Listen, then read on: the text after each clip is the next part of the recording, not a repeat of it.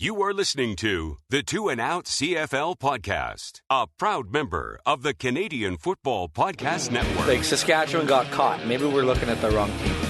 Yeah, they just got caught. They sucked at cheating. When you can't cheat, then you know things are bad. Grab some poutine and a double-double. It's time for the Two and Out CFL podcast. Now they have to kick it out, and they do! Every week, Travis Currah. Does anybody still care about this podcast? And Brazilian Ty. Hunters are people, too. Talk fantasy football, bring you the latest in CFL news, and sprinkle in a little bit of nonsense. Are you kidding? This is unbelievable! Ready, set, hunt! Week 2 is in the books. Brazilian Ty, Travis Currah, ready to talk about it. What was your pre-podcast meal, Ty? Burger King at about 2:45. Oh, wow. That's a while ago already. I had the official chicken of the Two and Out podcast. Can you guess where I got it? 7-Eleven. Thank heaven, man. It was so good. I haven't had it for months. I am feeling like $1 million. So let's talk about the games. In the Huddle with Currah and Ty on the Two and Out podcast. Well, everything we thought we knew, maybe we didn't. Well, I mean... You know what? I thought one of Ottawa and Hamilton would win. It turned out they both did, and they both won in very convincing fashion. We start with Ottawa beating Saskatchewan 40-17, and credit to Ottawa, they beat Saskatchewan in every single aspect of that game. It was embarrassing for the Riders. It was so bad. It was, and not saying that they played like world beaters last weekend, but this was a complete 180. So I guess we have to talk about Zach Collaros, 4 for 10, 106 yards, a touchdown and an interception. Initially, I thought maybe the second interception wasn't exactly his fault. It was a little bit lucky that Ottawa ended up intercepting that, and the way it was defended. It was, I feel like if it was last year, they probably would have called interference on that play, but I'm liking it. So far this season, it seems like the officials are letting the players play, and if it's a call you don't agree with, whatever, that is a part of sports, and I'm really loving the way the games are going this season as far as flow goes and things like that. But I watched it again. The right tackle was basically blown up a little bit on the play. The pocket collapsed, and he was forced to throw off his back foot. And when you're throwing off the back foot, you're not getting as much zip and power on the ball. So that's really what caused that interception. The end was a little bit fluky, bouncing off the defender's helmet into the air or whatever. The first one was all on Zach. Those out patterns in the CFL are dangerous when it comes to pick sixes. But I think the news on that Rider quarterback side of the ball is that he had to leave the game due to concussion protocol. Now, I don't really agree with a lot of fans are calling it a phantom concussion. Oh, it didn't look like he had a concussion on the play. You know, we don't really know exactly when it happened, and you can't really predict when those things happen either, as we will talk about later in the podcast. So who knows when it happened? I don't think it was phantom. If he got hit and he got his bell rung, yeah, he's got to come out of the game. But I think we finally learn here that, hey, the situation isn't all that rosy behind Collaros either. No, Brandon Bridge had to come in and take over. 13 for 23, not the greatest numbers. 145 yards and a TD. Only had 27 on the ground. But like we were talking earlier in the year, you need to have a viable backup quarterback. Toronto's got James Franklin. Edmonton went out and got Kevin Glenn, things like that, where a guy can come in, injuries happen, and especially Zach Collaros the last couple of years has been made of glass, it seems. And I got to channel my inner John Fraser. To all those people saying, oh, it didn't look like he had a concussion, how the hell do you know? You can get a concussion from a whiplash. Let alone continuous blows to the head. So they need to shut up. Anyway, rant over. Without a viable quarterback, it's going to be, or without a viable backup quarterback, it's really hard to win games if your starter goes down. even just for a half, and God forbid it might be more for Zach Collaros. We don't know anything yet, but nobody looked good for the Riders on this night. So it was kind of just a calamity of errors up to that point. Yeah, there really isn't many positives to talk about on the Rider side of the ball here. And if this is their worst game of the season, it very well could be their absolute worst game of the season. But, I mean, Shaq Evans comes in. He replaces Duron Carter on the offensive side of the ball. He had 4 catches for 56 yards. Caleb Hawley, 3 for 71. And that is your leading receiver on the day. Jordan Williams-Lambert gets his first catch as a CFL player, also his first touchdown as a CFL player. So, I mean, the Riders do have some good receivers there, but with Duron Carter on the defensive side of the ball, yeah, we kind of figured he'd be matched up against Deontay Spencer. And the Red Blacks, it looked like they were throwing a whole ton of routes his way, crisscrossing patterns and pulling him this way and that way. And in the first half, I kind of thought Duron Carter was going to prove us all wrong again. It's pretty impressive to have 2 pick sixes in 2 starts as a defensive back. I don't know the last time. I don't know if that's ever been done. Yeah, so that is impressive. Credit to him. I don't think there are many receivers that could do that, step onto the other side of the ball and have 2 pick sixes in 2 games. I always thought that why aren't receivers thrown out there a little bit more in an obvious passing down, maybe when you know that the last play of a half or a game, a quarterback's just going to be bombing it. Why don't they put a receiver back there? He's got better hands than a DB. There's a good chance he is taller. And you know what? That receiver instincts probably help him know a little bit what a quarterback is thinking. But the entire game, when you're not used to it, you get exposed a little bit. And that's kind of what happened here. Spencer, like you said, if they're matched up against each other, Spencer's going to blow by him. And that's exactly what happened in the second half. And that's what happened in this play. 2nd down and 5. And Burris to throw again. Wants it deep. Has it deep. Touchdown, Deontay Spencer. And you know who he got behind. I think there may be a little trash talk coming after this one. Yeah, 82 yards for the touchdown. Duron didn't look that great, and then they made him look like a fool on 2 straight plays where he got 2 straight penalties in that second half as well. So it's tough to make those adjustments. When he made that pick 6 in the first half, I was like, oh my God, here we go again. He did it again. I couldn't believe it, and then it just that was the high point for that Saskatchewan team the entire night. Credit to Ottawa in every phase of the game. You have to think that Red Blacks fans are so excited that they have no Thorpe on their team. That defense, this is their first game of the season, but it looked like they were in mid-season form. Oh, they got after Collaros and Bridge. They made that offensive line look like Swiss cheese. Noel Thorpe was doing whatever he wanted on that defensive side of the ball. And he brought over guys that he knew could play and kind of followed him over from Montreal. And, they've gelled together as a group, and they brought it on Thursday night. And credit to the Red Blacks defensive line as well. The Rider offensive line, and that right guard position, Harrison, they're starting an import there.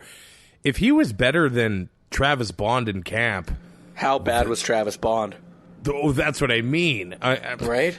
To me, it seems like there was a little bit of a salary thing, probably a little bit of a performance thing. If he's performing the same way Bond is, yeah, you go with the cheaper guy.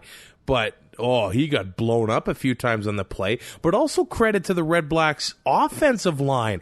Every single person, I think, thought going into this game, they were going to be owned by Charleston Hughes and Willie Jefferson, and they got nothing done. Harris, he had a ton of time back there. Now, early in the game, I think it was the first play from scrimmage for the Red Blacks. It was, I think, an off-tackle run. And the entire Rider D-line was in the backfield, and you're thinking, oh, this is going to be a long game for Ottawa. But they figured things out, and Harris had all the time in the world. Now, this, I think, is a big season for Trevor Harris. We've seen the numbers from him before. I think he's led the league in touchdown passes twice in his career, but in Ottawa in general, they haven't been able, well, they had the 12-win season, but they have. Yeah, we all remember that. But they haven't been able, and I think Trevor Harris especially, hasn't been able to keep it going for 18 games and stay consistent. We have seen... Stay healthy for 18 games. Yeah, that too. Because we have seen MOP games and MOP stretches from Trevor Harris. There's no denying that. But it has always seemed to sort of tail off towards the end of the year. So this is a big season for him. He's 32 years old already, which to me is wild. I guess he's been in the league for 6 years already, but this is a big season for him. And if he keeps it going like he did in this one, there is definite MOP potential here. And he's got two of the best receivers, if not the two best receivers in the league, in Deontay Spencer and Greg Ellingson. And that's going to help you put up a lot of numbers. But the problem is he does run hot and cold. He'll go on a 5-game stretch where it's, like he had on Thursday night, 26 to 36 for 345 with 2 TDs and maybe a pick, maybe 3 TDs and a pick, and then he'll go on a stretch after that, 5 or 6 games, or 3 games where it's under 200 yards. Maybe throws a touchdown, has a bunch of turnovers, doesn't really rush the ball. So if he can get rid of those and maybe only have one game and turn it around instead of stringing those games together, I think that'll go a long way into a possible MOP season. Noel Thomas made his CFL debut and made a beautiful 42-yard catch, but Greg Ellingson had 8 catches, Spencer 6, Sinopoli 6. So those 3 guys are still getting it done. Now, what surprised me, again, credit to the Red Blacks offensive line, was William Powell.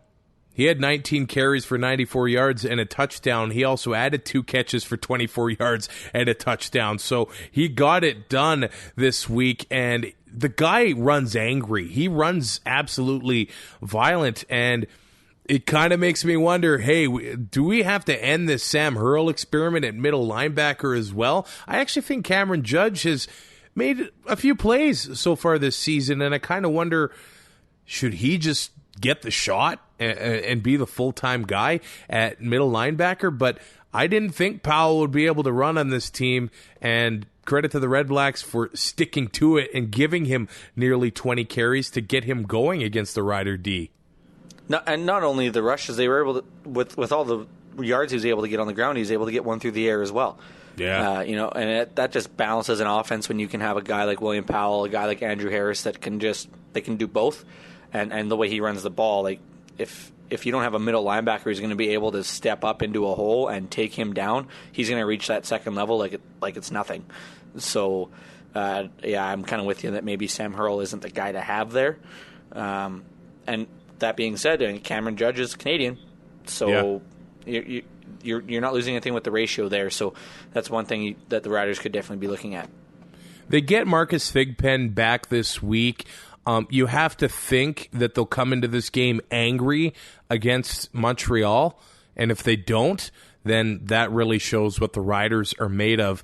The Red Blacks are in tough. They head to Calgary on Thursday, but over the last few years, these two teams have had some classic battles, including some ties in there. So I'm really excited to see what the Red Blacks are going to bring. Let's move on to Friday Night Football. It was a doubleheader. We start with the Winnipeg Blue Bombers smashing the Alouettes 56-10. Darvin Adams is going to throw it. He goes downfield. It's Harris in the end zone. Touchdown! Nothing went right for the Alouettes here, and I don't know why, but it just happened to be last week that we started the Montreal swear jar. I think I had to add a tuna in the bucket after a comment I made on Twitter about the Alouettes. I have no idea how we're going to get through this without adding a few more bucks into there. BJ Cunningham did have a touchdown. He did. You can't deny that. And that was the lone bright spot for the entire Als team, let alone just the offense. Actually, the bright spot was Jeff Matthews getting playing time because maybe they can get away from Drew Willie. And I think Tyrell Sutton The kid, he had 4 carries and 53 yards. Yep. You might as well give him the ball every play. And Stefan Logan, the guy's 37 years old, and he's still out there giving it his all on every single play. He's one of the best players in the league. He's been around for years. And as far as defense goes, did you see that Muamba hit on Chris Strevler? Oh, yeah. I think we might be seeing some supplementary discipline in the form of a fine. I don't know about a suspension, but... it's definitely fine-worthy. Yeah. Muamba seems like a different guy so far this year as far as his attitude. We saw it in the preseason game with a late hit on Johnny Manziel. This hit against Strevler was just unnecessary. There's no other way to put it, but Muamba, man, the guy's playing with a bit of an attitude. Call it an edge. I don't know. Maybe Chip Cox is rubbing off on him a little bit. But you got to wonder here, what does Mike Sherman have in him? Like, does he want to deal with this for the rest of the season? Mike Sherman looked like a man who was defeated. He did. After halftime, he looked like he's like, what did I get myself into? And I think it's... Maybe Muamba's mad at himself for signing in Montreal. He's like, what did I do? This team is... We're going to add a lot of toonies tonight. This team was a dumpster fire last year, and it doesn't look like it's made any improvements this year. Granted, they have John Bowman, but what else do they have? I'm a bit worried about them. It just doesn't seem like there's a light at the end of the tunnel. And if it stays this bad... with the fans' support in Montreal, it's got to be worried about, and it's got to be talked about. Mm-hmm, absolutely. And Milt Stegall made the point that they've become, or are turning into, your homecoming team. They're the team you book when you know that you're going to win. And you know what? Maybe they are. Maybe this is rock bottom. But how many times has that been said? This has to be rock bottom. If this is past rock bottom, this is the people's elbow now. 1, 2, 3.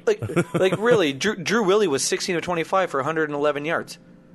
What is that? That's not good. And then Jeff Matthews comes in and goes 3 of 5 for 18 with a pick. Jeff Matthews was the 17th quarterback since Anthony Calvillo to play in a game, not start, but just play in a game. Since Anthony Calvillo left. Until they figure that out, it does not matter what they do with receivers, O-line, defense. It doesn't matter. If they don't have a quarterback, they're not going to do anything. As for Winnipeg, honestly, I don't know if this is a combination between Montreal's ineptitude and Winnipeg's talent. But they look like champions, and Chris Strevler... It was the perfect storm. The perfect storm. Oh, yeah, maybe. Strevler goes 22 of 28 for 246 and 3 touchdowns. He adds another rushing touchdown, but he also had 10 carries for 98 yards. This guy is a superstar in the making. Now, I know we're 2 games into his career, but have the Bombers found a franchise quarterback? I assume that as soon as Nichols is back...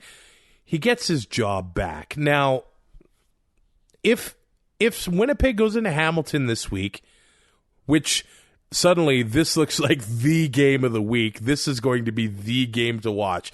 If they go into Hamilton and win at Tim Hortons Field, just say Winnipeg goes 5-1. Nichols isn't getting his job back. You can't. I know you're not supposed to lose your job to injury, but he has to sit on the bench if that happens. Absolutely. It's just like in Mighty Ducks 2 with Julie the Cat riding the hot hand. She didn't get to play because Goldberg was winning. This is exactly the same thing. If Strevler goes 5-1, like you said, Matt Nichols comes back, how do you let Matt Nichols go and start?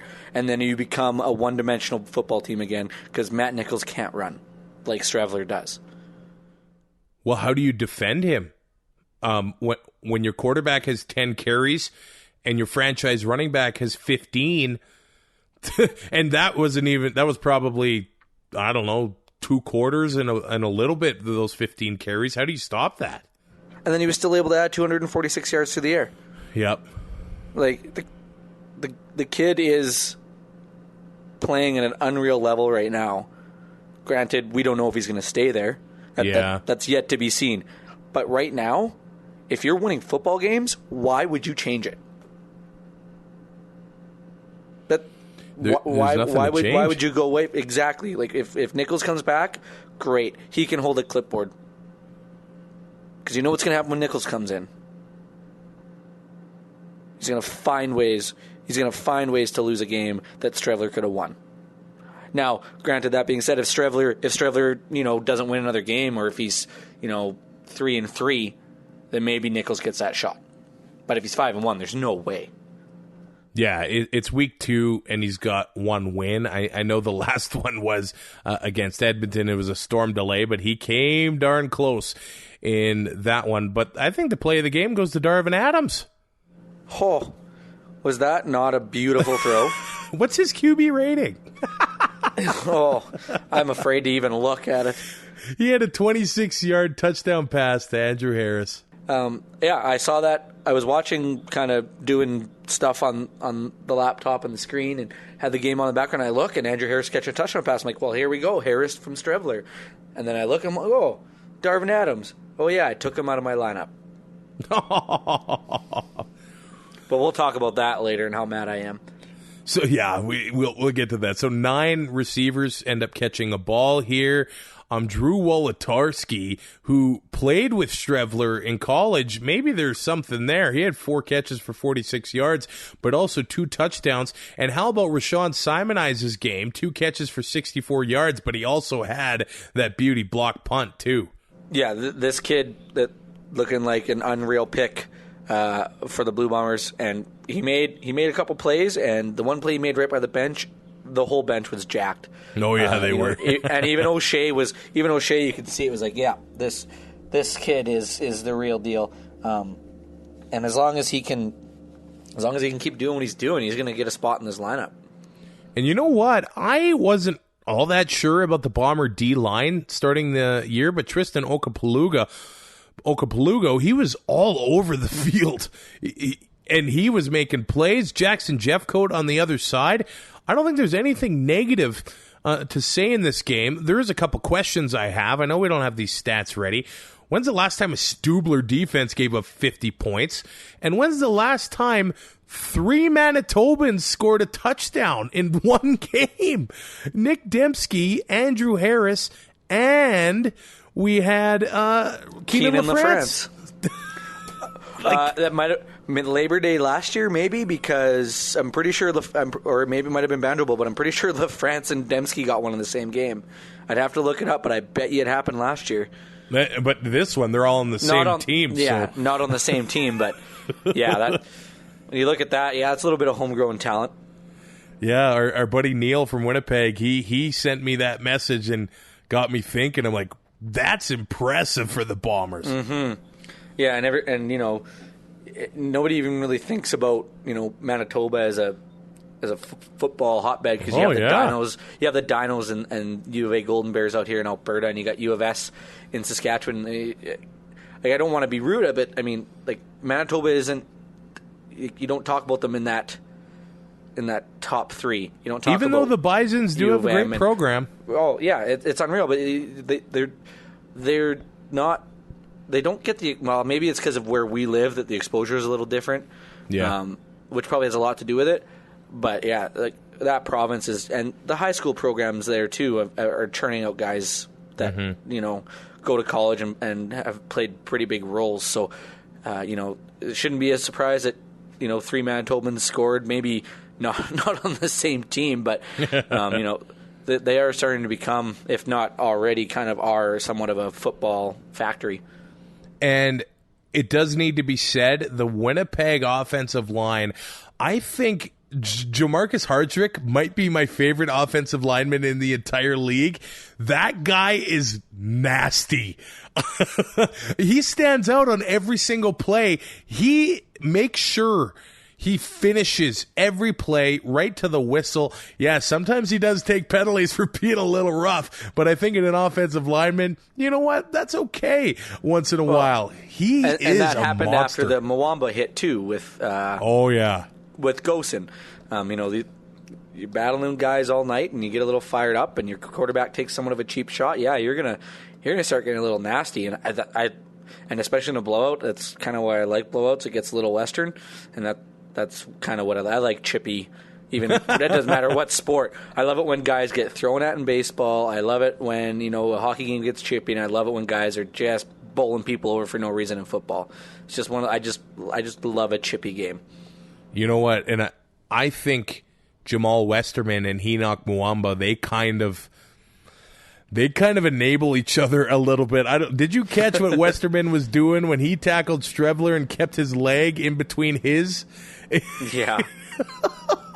The guy he plays like and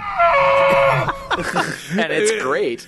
But he means to, and he gets under your skin. And I will say this about the Alouettes. There is too much talent to be this bad. So when you got, Chip Cox, this is probably the last year, but you've got guys on that defense like Mitchell White, Tommy Campbell, Dominic Ellis, Jamal Westerman, Chris Aki, he's a draft pick, but the kid had 8 tackles, and Enoch Mwamba, they're too talented to go 0-18. I would hope so. That being said, when you have and I know this is a broken record, when Drew Willie is your quarterback, and the offense they have right now, look at the amount of time the defense is having to stay on the field. Yeah, it wears you down.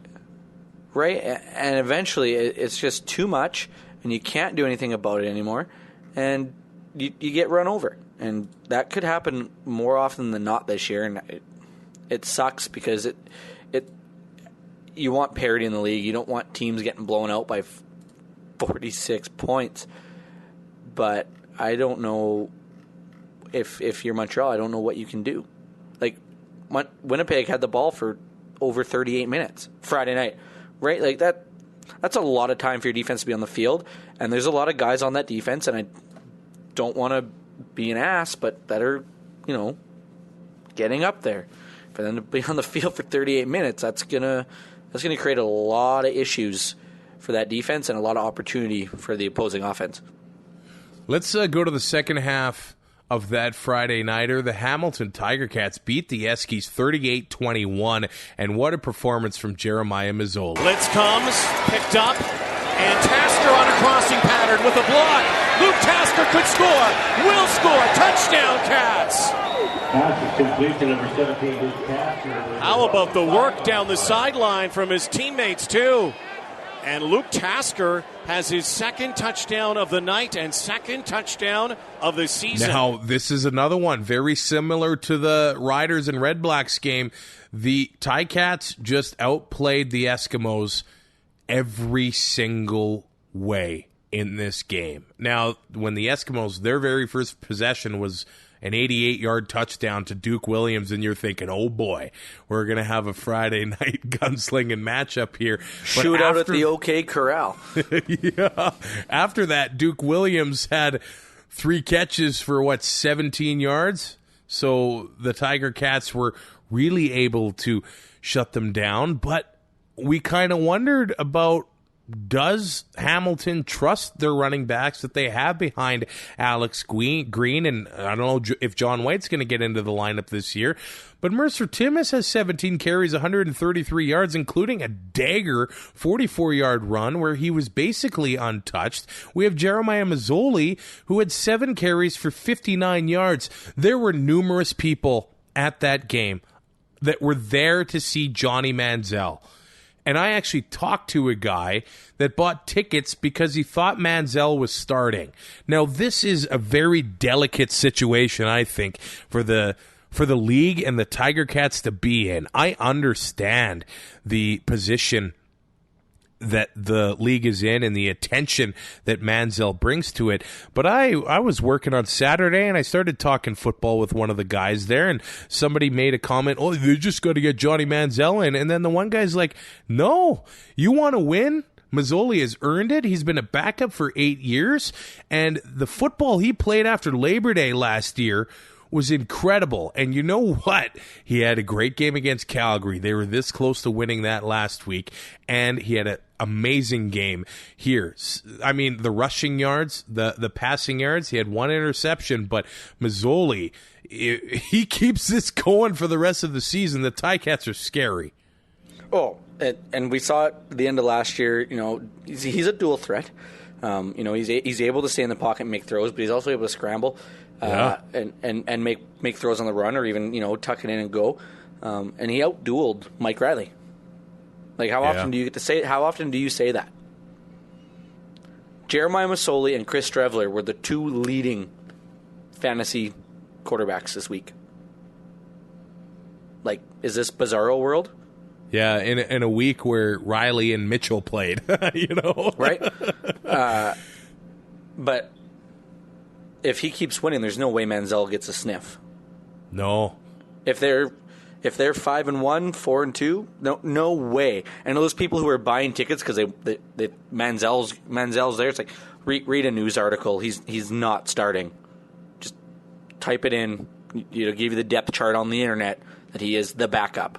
Now, just say Mazzoli keeps this level of play all year long. There's absolutely no way that the Ticats can let him start. Now, he signs a 2-year deal. Would he want to go into next season knowing that he's probably going to be a backup again? Win the job, then.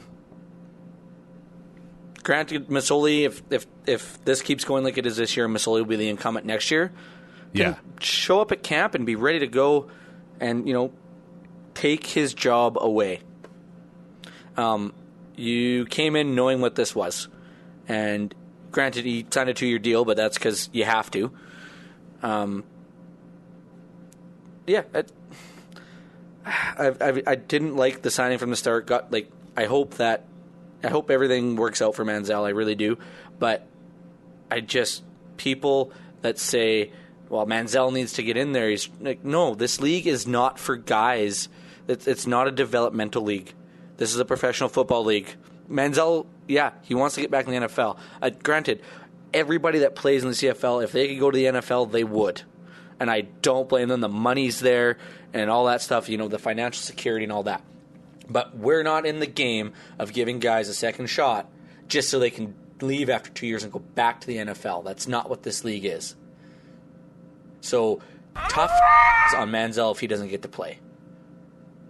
That's not my problem. If Hamilton's winning football games, that's what their players are played to do. Manziel's just going to have to sit there and take it. You have to think the Owls are going to be calling Vernon Adams at the very least. I would hope so. Now, if Mazzoli is, you know, still playing at this level at Labor Day, and it is talked about, you do need that backup quarterback security in case something happens later in the year. And I don't know if the Tiger Cats are willing to let go of a Manziel in case something happens to Mazzoli, but you know, I'm sure the Owls have already called about. There should be 3 teams calling about Vernon Adams. Yeah. It should be the Owls, the Argonauts, and the Riders at this point. Yeah. Because we don't know what's up with Collaros. So those 3 teams should have at least made calls. Granted, the Owls should be pushing hard because what they have isn't working, but that was the game before. So Banks had 117 yards on 6 catches and a touchdown. Yep.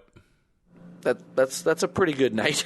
They had 2 100-yard receivers. Tasker has 5 for 103 and 2 touchdowns. And you know what? There were 2 additions to the Tiger Cats lineup that I thought made massive differences here, and one being Terrence Tolliver. He came in, made 4 catches for 76 yards. Some of them were in tough coverage, and some of them he just went up and got them. So he's healthy. We'll talk about another receiver that has come back from the NFL, is not 100%, but he's still lighting it up in the next game.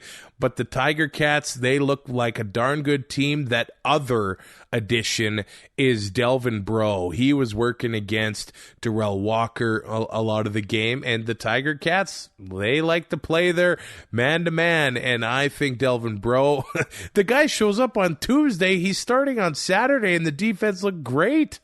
Mm-hmm.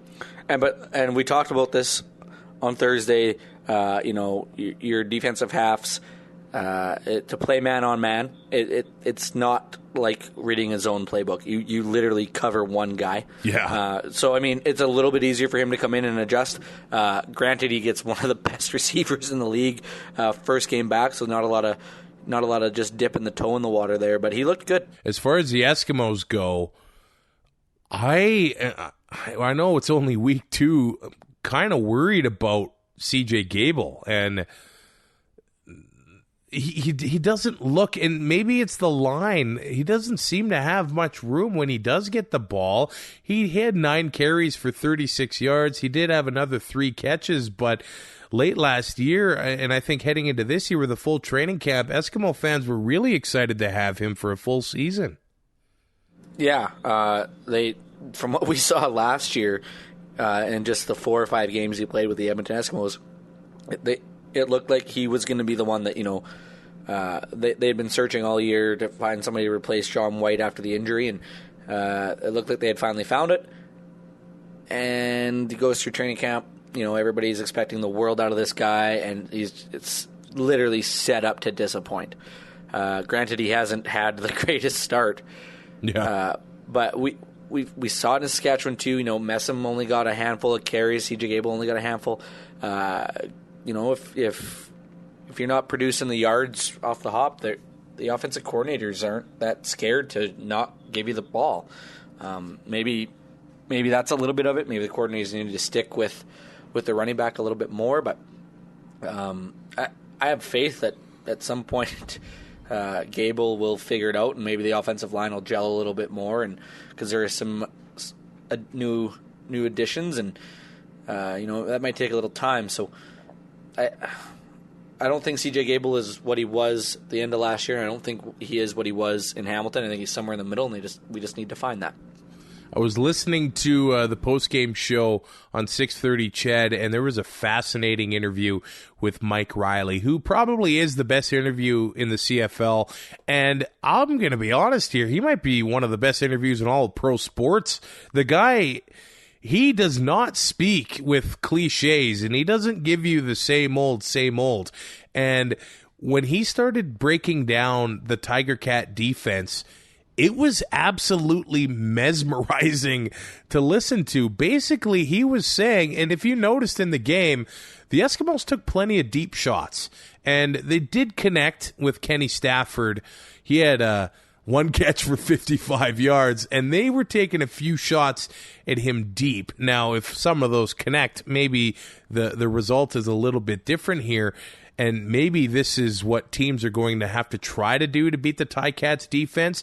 But Riley, great interview to listen to, and maybe that's what the Bombers are going to have to do next week in Hamilton.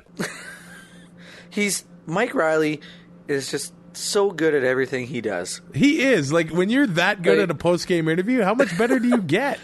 Right? Like, especially after losing by 17 points. Like, I'm trying to get words out here, and I can't. Like, I'm speechless at just how this guy carries himself on and off the field. It's ridiculous. Yeah, so that interview, it was just absolutely fascinating to listen to. I don't have it, and I don't know if Ched makes it available on their website. It probably is. But just to listen to him break down a defense like that was really, really cool. And like you said, yeah, after a tough loss in a home opener, to give that kind of answer was really cool. So maybe we do see teams take some deep shots at the Tiger Cats in the next few weeks here. And that's, I think, one thing we haven't really seen much of from Winnipeg yet. Strevler has been able to move the ball, but he hasn't been making the deep shots so far. Well, he hasn't had to either. Yeah, that too. He's if it's not there, he'll tuck it and take the 8 yards. It'd be nice to see him slide instead of taking helmet to helmet hits, but that's neither here nor there. Hamilton 38, Edmonton 21. Hamilton's now won 4 of the last 6 games in Commonwealth. They have. They seem to do well there for some reason. And Masoli post-game said, yeah, we're pretty comfortable here. If you are an Eskimo player, that has to piss you off. Well, if they're pretty comfortable there, hopefully they get to play there in November. That's what Ticat fans are thinking. No doubt. And you know what? That's a really good possibility now, because at the beginning of the year, I think everybody had the Argos written in for first in the East. I think a lot had Ticats probably second and the Red Blacks third. But or flip-flopped between those two, yeah. Yeah, and after this week, the injury to Ricky Ray, the Stampeders do win 41-7, and I was watching back the highlights again, and I think this clip from Matt Dunnigan really speaks volumes as to how everybody was feeling. Yeah, when Ricky was being taken off the field right by our area here, I unplugged and I leaned over the railing and I yelled to him. I said, Ricky, I said, we're all praying for you. And he looked right in the eye and he raised his hand and waved to me. And I just thought that was the best thing that could happen is moving his hand. So I think that's just important to understand. It's really hard to talk about this game. I don't know about you. I'm kind of distracted, and watching it, it was just so damn sad because they were down 33 or whatever it was. And Ray comes back out, and I'm pretty sure Suter said the play before, you got to wonder how long Trestman keeps Ricky Ray in this game. The Stampeders, yeah, they do win 41-7. And you know what? The Argos had over 16,000 people in the stands. Say what you want. They had 13,000 people through the gates in their home opener last year. So 3,000 more is actually a success when it comes to Toronto. And things are looking up. They're trying to get more momentum. They won a championship, and this happens. Ricky Ray kind of gets, I don't know, he gets sandwiched between two defenders. It was just such an awkward play. It wasn't dirty. It wasn't late. It's just one of those football things that happens, and I think that's what makes it even more sad. The guy wins the championship in November, 4th Grey Cup, one of all-time greats, and then this happens. Yeah, it was. I was like, it was kind of hard to watch. Not necessarily hit, but I just got home. I went to Mom and Dad's to grab mail, and I walked in the door, talked to Dad for a bit, had supper, looked at the TV after I put my dish in the dishwasher, and there's an Argo laying on the field, and the card had come out. I'm like, okay. And then I'm looking closer, and I see 15, and I'm just like, no way. This is not happening. This is not the way you want it to go. It was a completely innocent play. Nobody feels worse than, I believe it was Davis. Nobody feels worse than he does, or even Cordero Law. It just sucks. Wrong place, wrong time. But Trestman in the postgame said all the early reports have been good, and we got the update today from the CFL on my phone that he had feeling and movement in all of his extremities. So really just hoping that what they had to do last night, which, precautionary measure, we're hoping that's all it was, and, he'll be able to bounce back. Not necessarily saying, I don't know if he's going to play again this year. That's yet to be seen, but, if he can recover and, still have a good quality of life, that's going to be a win. Yeah, obviously that is the most important thing next to football. You just don't like to see that happen to a legend, and I really hope that that's not his last time on a football field, because that's a crappy way for it to end. But no matter what happens, he's an all-time great, and maybe is the greatest of all time. All the fourth quarter comebacks we've seen, we saw it last year. He was still doing it at an extremely high level. Yeah. he was still doing it. Now James Franklin comes into the game. I think we all imagined that Yeah, he would come in, and maybe when Ray was ready to hang up the cleats, and Franklin would just take the reins and go in. And maybe he does get the reins a little bit earlier here, and we see what Franklin has to give. He was very coveted heading into the offseason, and maybe he's got this Argo team, and he's going to be at the helm for the rest of the season. Who knows? But we'll wait for the updates on Ricky Ray as the week moves along. James Wilder has 10 carries for 60 yards in this one. Other than that, the Argo offense just didn't get anything going at all, Stagnant. as you know by the score. The leading receiver had 32 yards. Yeah, it was pure domination again from the Calgary Stampeders. Regular season, weird. Yeah. Bo Levi throws 22 passes, 20 completions, 324 yards for 3 touchdowns. They can say that last year's Grey Cup didn't matter, but it sure did. Eric Rogers comes in, 5 catches, 131 yards, and 2 touchdowns. I think it's safe to say that Rogers is back. And at halftime, he said he's not 100%. Oh, my God.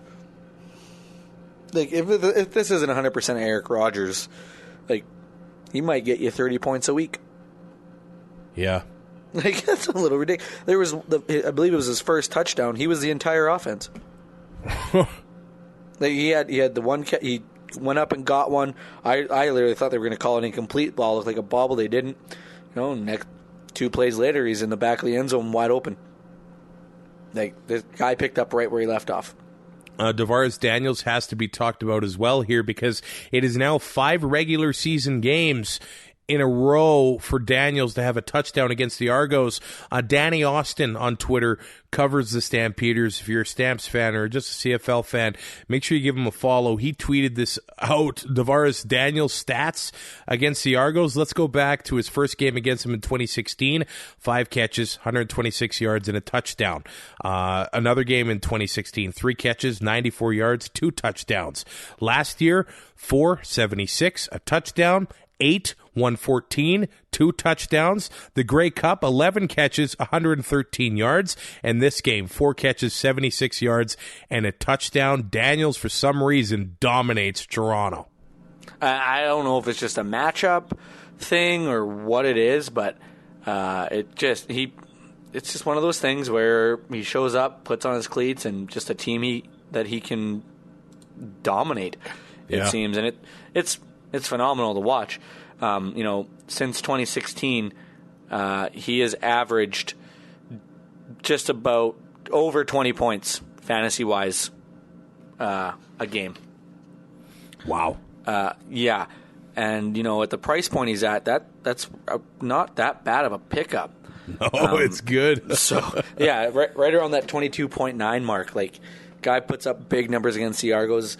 Sucks that he only gets to play him twice a year for your fantasy roster, but keep that in mind next time these two hook up. The running backs that the Stampeders have here, we'll mention kick returners. Roy Finch is gone, and the Stampeders aren't hurting at all. Don Jackson had 9 carries for 123 yards.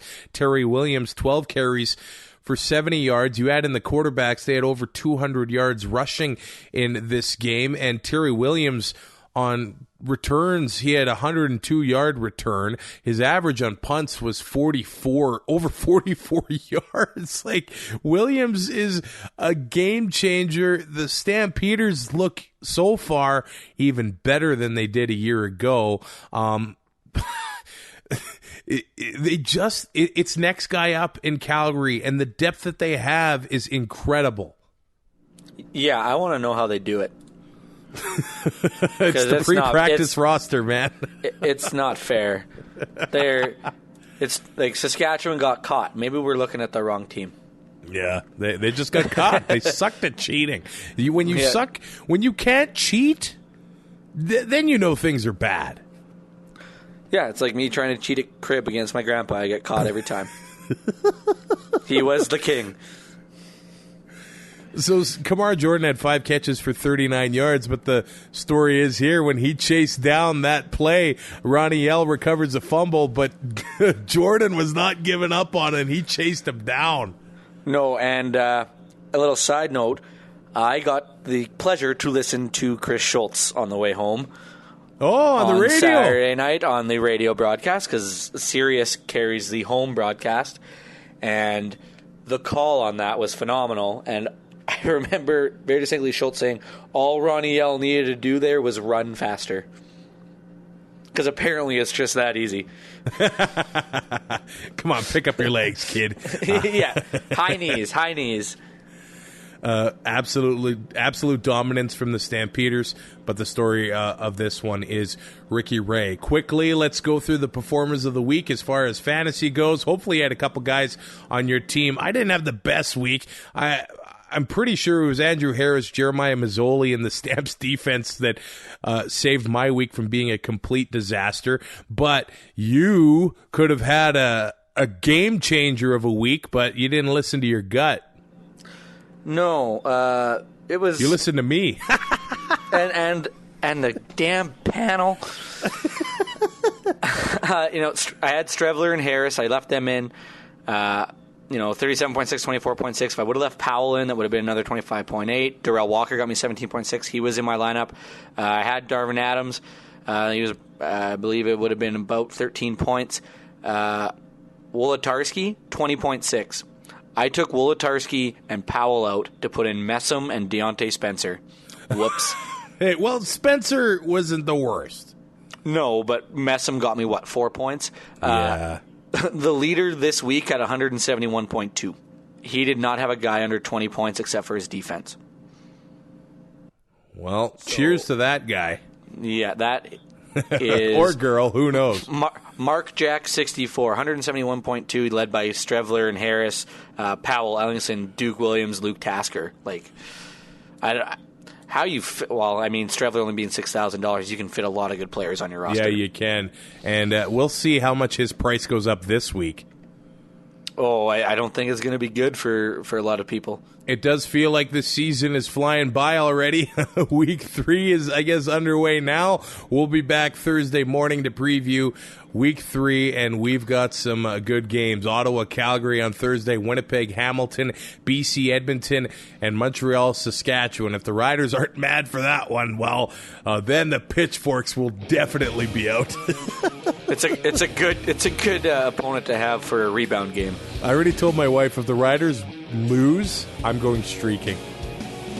Oh, we're running through the quad. And you know what? I will. You think KFC's still open? I will have my head on a swivel, unlike that guy in BC. They could probably catch me from behind because I don't have the speed, but I'll be aware of my surroundings at least. Well, he should have zigged instead of zagging. All right, buddy. We will talk to you Thursday, eh? Sounds good. Rate, review, subscribe on iTunes. Thursday, we'll be back with another episode of 2 and Out. Thanks for listening. Find more great shows like this at CF Pod Network on Twitter.